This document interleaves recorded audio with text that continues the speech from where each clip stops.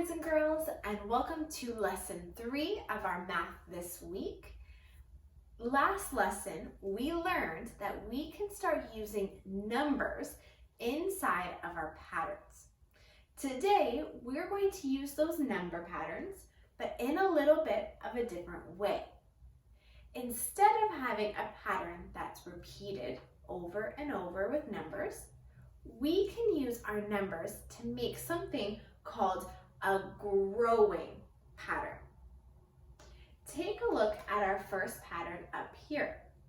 I have a number pattern with dots, but take a look at it. I have 1 dot, 2 dots, 3 dots, 4 dots.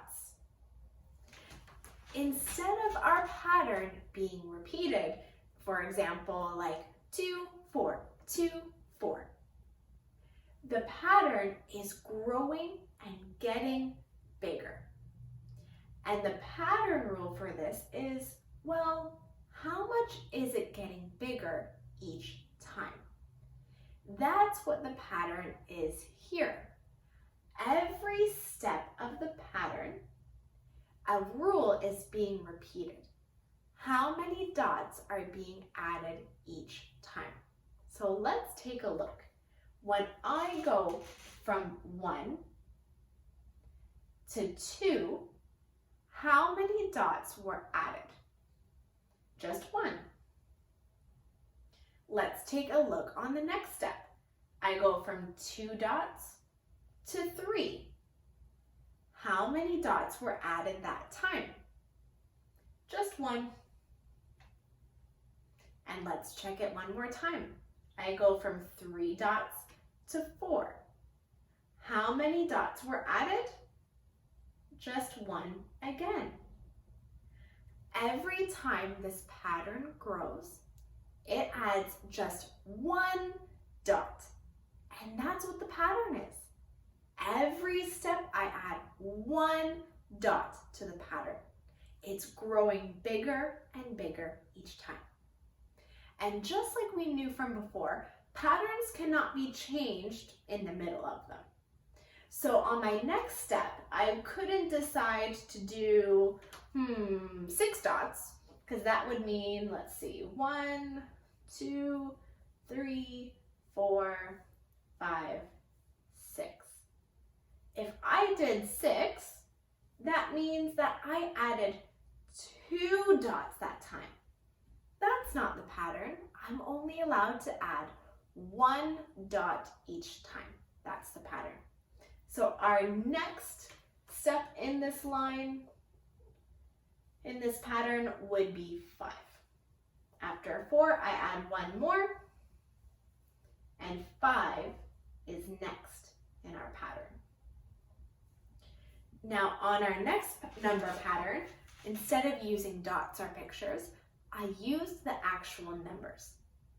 Now with a growing number pattern, it can be added as many numbers as it wants each time, as long as it follows the same rule. It doesn't have to be 1 every time or for every pattern. So take a look at this number pattern. My numbers are 5, 10, 15, 20. I want to know what number is under the Post-it. To do that, I have to figure out how much is being added every step in our pattern. So just like above, from going from 1 to 2, I learned that I added 1 each time.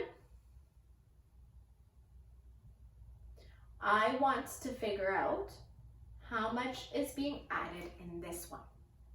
So when I go from 5 to 10, how much is being added? I know that I can add 5. 5 plus 5 gets me to 10.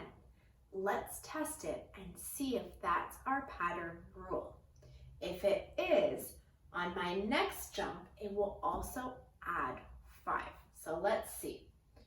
from 10 to 15. Did I add 5 for that?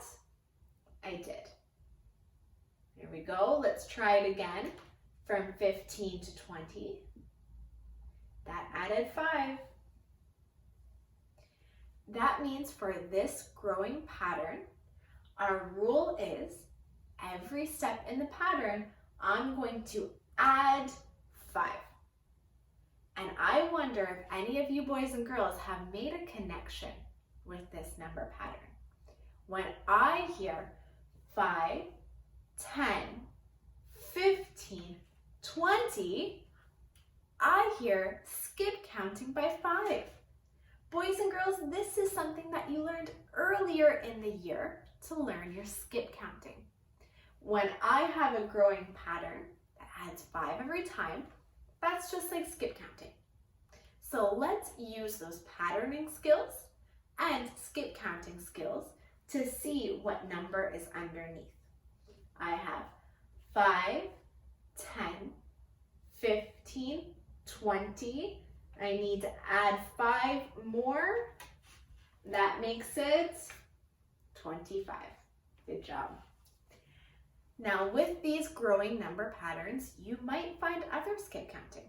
Down here I have some popsicle sticks and I want to know how many I should put next. Here I have two popsicle sticks. Here I've got 4. Here I have 6. To know how many popsicle sticks go next in our pattern, I need to figure out what the pattern rule is. How much is being added every time? When I jump from 2 to 4, that added 2. When I went from 4 to 6, that added 2. That means in this pattern, every time we add a new number, we have to add 2.